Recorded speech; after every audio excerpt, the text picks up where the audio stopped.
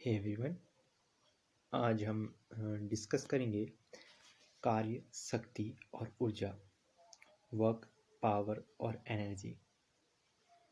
अभी तक आपने दो लेक्चर देखे होंगे। अगर नहीं देखे हैं तो आप चैनल पे जाके विजिट कर सकते हैं उन दो लेक्चरों को। सबसे पहले इसमें आता है वर्क।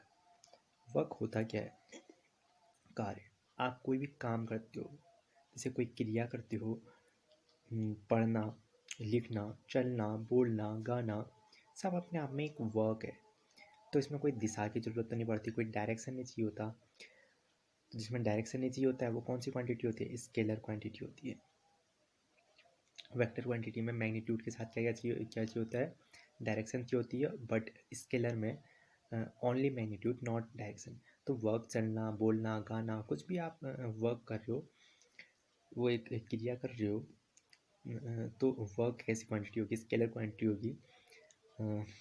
इम्पॉर्टेंट क्वेश्चन बन जाता है, वेक्टर है, स्केलर है, और इसकी यूनिट काफ़ी बार पूछता है। वर्क की यूनिट के बारे में पूछता है, तो वर्क की यूनिट होती है जूल होती है, और इसका फॉर्मूला होता है W=F/D। फोर्स, वर्क क्या होता है? फोर्स डॉट प्रोडक्ट होता है डिस्प्लेसमेंट से। तो डॉट प्रोडक्ट हटता है तो क्या आता है? W= क्या आ जाएगा? F/D cos थीटा आ जाएगा। ये इसका फॉर्मूला बन जाएगा। वर्क का फॉर्मूला क्या हो जाएगा? Force into displacement into cos theta. Theta इनके बीच का एंगल होगा कार्य के बीच में। फिर इसके बाद हम देखते हैं शक्ति के बारे में देखते हैं। शक्ति क्या होती है? कार्य करने की दर। आप किसी दिए गए टाइम पीरियड में कितना कार्य कर सकते हैं वो आपकी पावर बताती है। आपके पास टाइम पीरियड कम है, आप ज़्यादा काम करते हैं, तो आपकी पावर क्या होगी? बढ़ेगी। तो कार्य करने की दर, रेट ऑफ वर्क डन को हम क्या कहते हैं? पावर कहते हैं। ये सिंपल डेफिनेशन है। वर्क कुछ नहीं, ये क्रिया करना, चलना, बोलना, हंसना, गाना। और पावर, शक्ति क्या है? कि कार्य करने की दर, किसी दिए गए टाइम में आप कितना वर्क कर सकते हो, वो आपकी पावर को डिफाइन करता है। इसकी ऐसा यूनिट आती है, इसकी ऐसा यूनिट वाट आती है। जो इन चैप्टर है, इनमें से इनमें काफ़ी बार एक तो ये पूछ लेता है कि इनका यूनिट पूछ लेता है। वर्क की यूनिट होती है जूल, और पावर की यूनिट होती है वाट। पावर की यूनिट होती है वाट।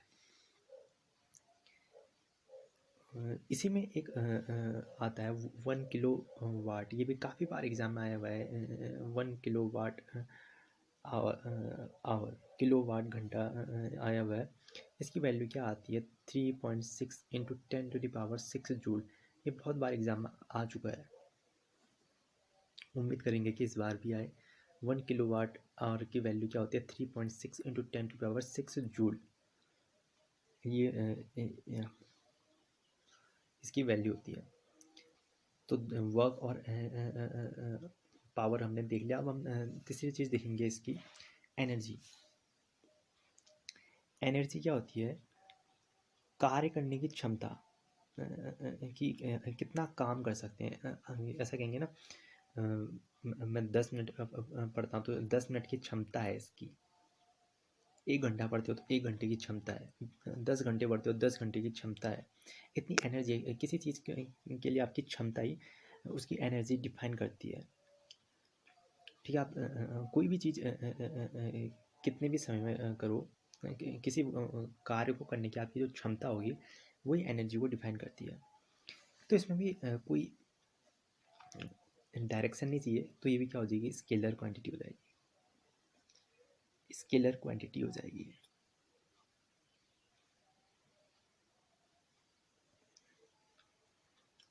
और इससे पहले एक हॉर्स पावर की भी आती है, भी बहुत बार पूछा जाता है। ये आसान सा रहता है। 1 हॉर्स पावर 746 वाट पावर से आता है ये। तो ये भी काफ़ी बार आता है। हॉर्स पावर की वैल्यू 746 वाट, और 1 किलो वाट आर की वैल्यू क्या बताई? 3.6 इंटू 10⁻6 जूल। तो एनर्जी, मैंने कहा एनर्जी स्केलर होती है। और इसका एसआई यूनिट की जब हम बात करते हैं, एनर्जी का एसआई यूनिट होता है जूल। तो वर्क का हो गया एसआई यूनिट जूल हो गया, और वर्क की एसआई यूनिट भी क्या होती है, स्केलर होती है। वर्क की एसआई यूनिट भी स्केलर होती है, और एसआई यूनिट वर्क और एनर्जी दोनों की क्या होती है, जूल होती है। तो एनर्जी को हम दो पार्ट में डिवाइड करते हैं, एक तो काइनेटिक एनर्जी के फॉर्म में, एक होती है पोटेंशियल एनर्जी के फॉर्म में।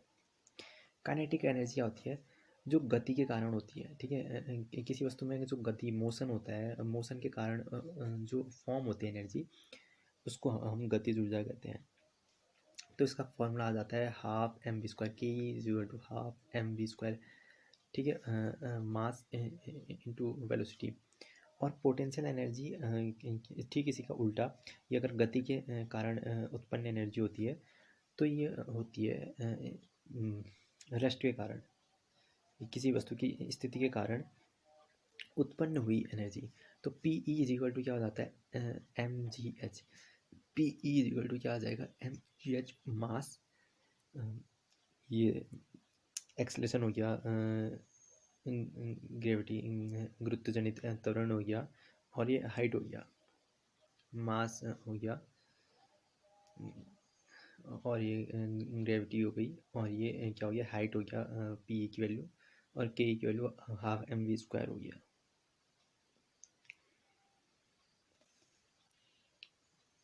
ये दो तरह की एनर्जी होती है। गतिज ऊर्जा की जब हम बात करते हैं, तो इसमें काफ़ी बार इस टाइप के क्वेश्चन आते हैं कि हम मास को दो गुना कर दें और वेलोसिटी को भी दो गुना कर दें, तो काइनेटिक एनर्जी में क्या फ़र्क पड़ेगा।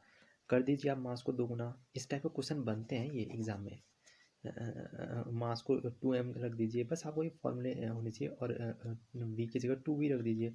दोनों को हमने कर दिया, हमने क्वेश्चन पढ़ना है, उसी के हिसाब से चलते जाना है। हमने कहा कि मास को दो गुना कर देते हैं और वेलोसिटी को दो गुना कर देते हैं, तो काइनेटिक एनर्जी में क्या फ़र्क पड़ेगा। तो 2 से 2 तो कट गया, ये कितना आ जाएगा, 4 आ जाएगा, 2 का स्क्वायर 4 हो जाएगा। तो 4 into half M V square,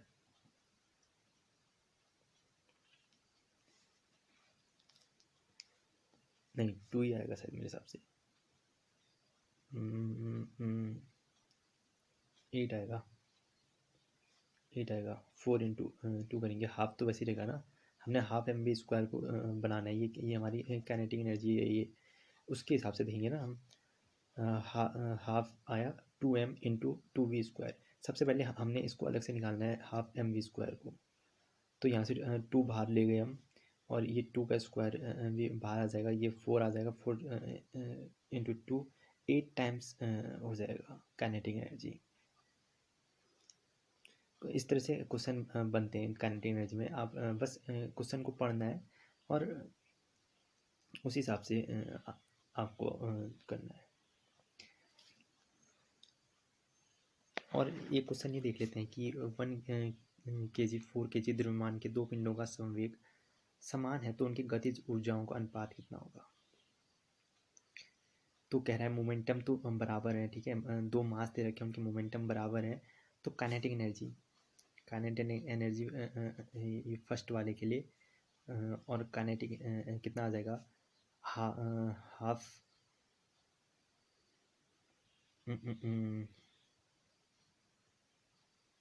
संवेग दे रखा है ना।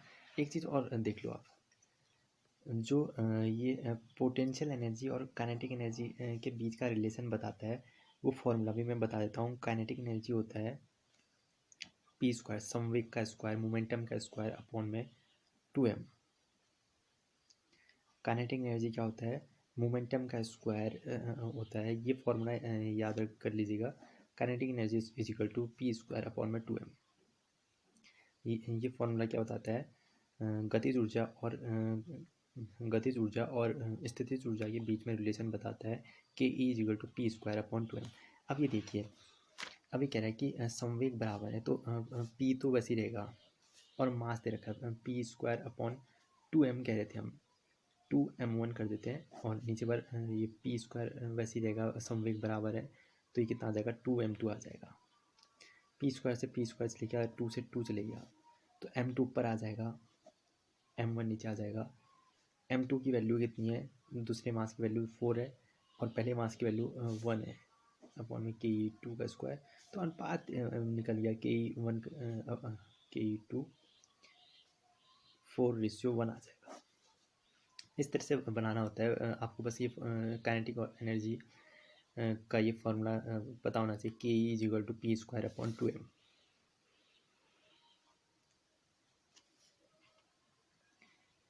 और कई बार इसमें ये क्वेश्चन भी आता है कि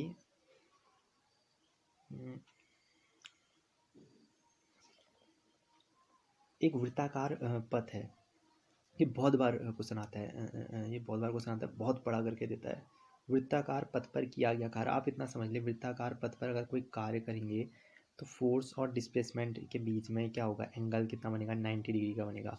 90 डिग्री का बनेगा तो W=FD cos थीटा से यहाँ पर cos 90 आ जाएगा, cos 90 आ जाएगा, तो वर्क हमेशा 0 आएगा। तो एक वृत्ताकार पथ पर आप कभी काम करेंगे, ठीक है, तो हमेशा क्या आएगा, वर्क डन 0 आएगा। बहुत लंबा क्वेश्चन बना के देता है, इस टाइप का क्वेश्चन बहुत लंबा बना के देता है। और ये भी पूछ सकता है कि कार्य, एक और चीज़ बताता हूँ, कार्य में ये पॉजिटिव भी हो सकती है, नेगेटिव भी हो सकती है, 0 भी हो सकती है। ऑप्शन में आपको दे सकता है कि कार्य होता है धनात्मक, ऋणात्मक, शून्य, उपरोक्त सभी। तो आपको क्या करना पड़ेगा, उपरोक्त सभी।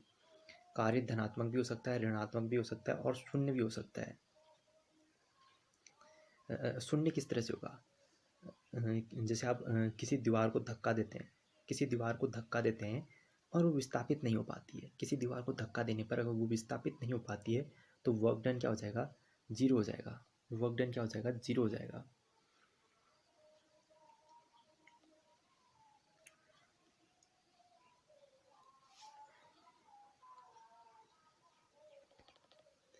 कुछ क्वेश्चन देख लेते हैं। 10 kg द्रव्यमान का, 10 kg मास का एक पिंड है, कोई बॉडी है, ठीक है, पृथ्वी की सतह से 10 मीटर ऊंचाई तक, हाइट तक जाता है। जी का वैल्यू हमें 10 मीटर पर सेकेंड स्क्वायर दे रखा है। तो गुरुत्व बल द्वारा किया गया कार्य कितना है, जो ग्रेविटेशनल फोर्स है उसके द्वारा किया गया वर्क डन कितना है। तो वर्क डन का तो मैंने आपको फॉर्मूला बता दिया, FD cos theta. FD cos theta हो जाएगा। यहाँ पर हमको क्या दे रखा है, मास दे रखा है 10 kg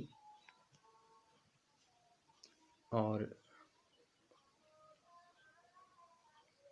हाइट या डिस्टेंस कह सकते हैं उसे हम 10 मीटर, और ग्रेविटी ये कितना हो जाएगा, 10 मीटर पर स्क्वायर। तो फोर्स का फॉर्मूला हम देख चुके हैं, F=ma होता है। यहाँ पर सतह से ऊपर जा रहा है तो यहाँ पर एक्सलेशन क्या आ जाएगा, g आ जाएगा। तो F की जगह mg रख के देख लो, m की वैल्यू कितनी है, मास 10 kg है और एक्सलेशन कितना है, 10 है। तो फोर्स कितना हो जाएगा, 100 आ जाएगा, 100 न्यूटन आ जाएगा। डिस्टेंस भी 100 है, 10 इंटू ये 100 आ गया, फोर्स 100 आ गया इंटू 10। अब कॉस थीटा की जब हम बात करते हैं, द्रव्यमान का पिंड पृथ्वी की सतह से ऊपर जा रहा है, ठीक है, तो इसमें जो कोण बनेगा कितने का बनेगा, सतह के साथ कितने का कोण बनेगा, इसमें ये जा रहा है, एक इस तरह का कोण बनेगा, 180 डिग्री का कोण बनेगा, इससे नीचे को लगेगा, 180 डिग्री का कोण बनेगा। तो cos 180 आ जाएगा। cos 180 की वैल्यू -1 होती है, तो वर्क डन कितना आ जाएगा, -1000 जूल आ जाएगा।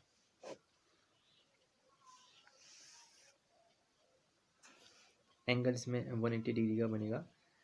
वैसे कई बार आपको ये नहीं देगा cos थीटा, तो इसमें आपको इतना सोचने की ज़रूरत नहीं है।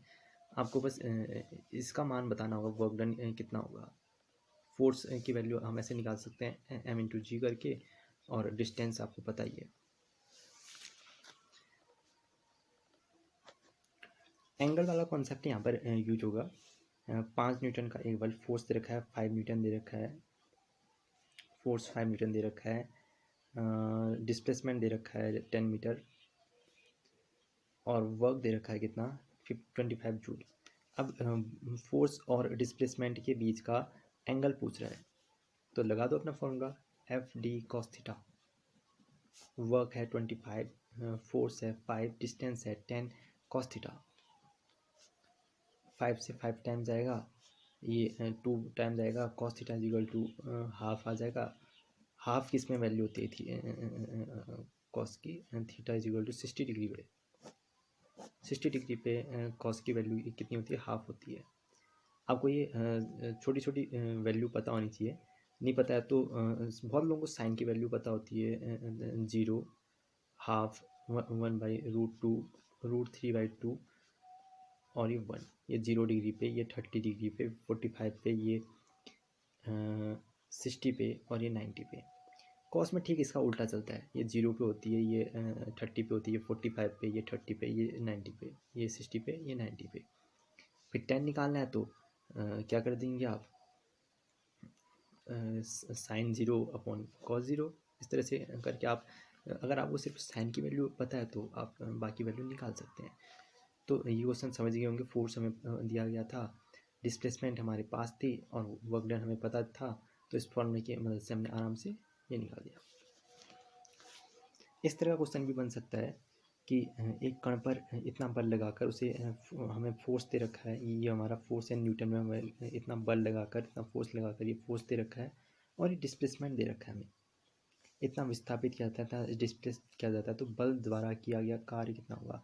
तो F इंटू डी, यहाँ पर सीधे डॉट प्रोडक्ट लगा हुआ, सीधे डॉट प्रोडक्ट, तो ये कितना फोर्स कितना, 3i cap plus J cap minus 2k cap